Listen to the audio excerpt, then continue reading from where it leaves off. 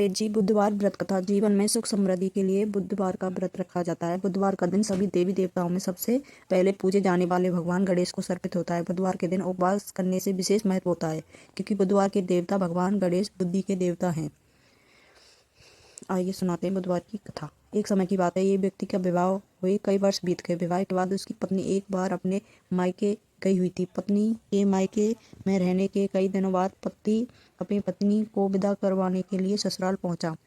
ससुराल में कुछ दिन तक रहने के बाद वह पत्नी को मायके से विदा करने की बात अपने सास ससुर से कही। बुधवार का दिन होने के कारण उसके सास ससुर ने कहा कि इस दिन बेटी ससुराल नहीं जा सकती, इस कारण विदाई नहीं हो सकती, लेकिन वह व्यक्ति नहीं माना।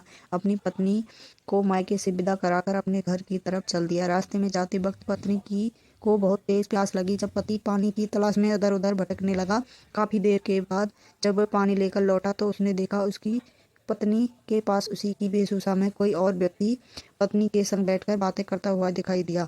दोनों व्यक्ति आपस में लड़ने लगे। पहले व्यक्ति ने गुस्से में दूसरे व्यक्ति से पूछने लगा, वह कौन और क्यों उसकी पत्नी के साथ बैठकर बातें कर रहा है। फिर आपस में लड़ने लगे। दूसरे व्यक्ति ने कहा कि यह मेरी पत्नी है। दोनों के बीच में भयानक लड़ाई होने लगी। तब वहां पर कुछ सिपाही आ गए। स्त्री ने उसके असली पति के बारे में पूछने लगे।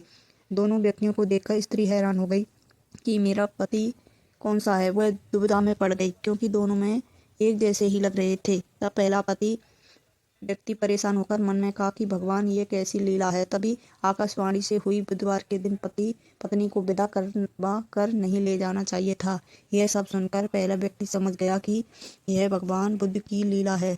फिर वह व्यक्ति बुद्ध देवता से प्रार्थना करने लगा और क्षमा मांगने लगा। फिर फौरन ही बुद्ध देवता अंतर्ध्यान हो गए और उस व्यक्ति को अपनी पत्नी मिल गई। तभी से हर दिन बुधवार के दिन भगवान गणेश की पूजा होने लगी। जय हो गणेश।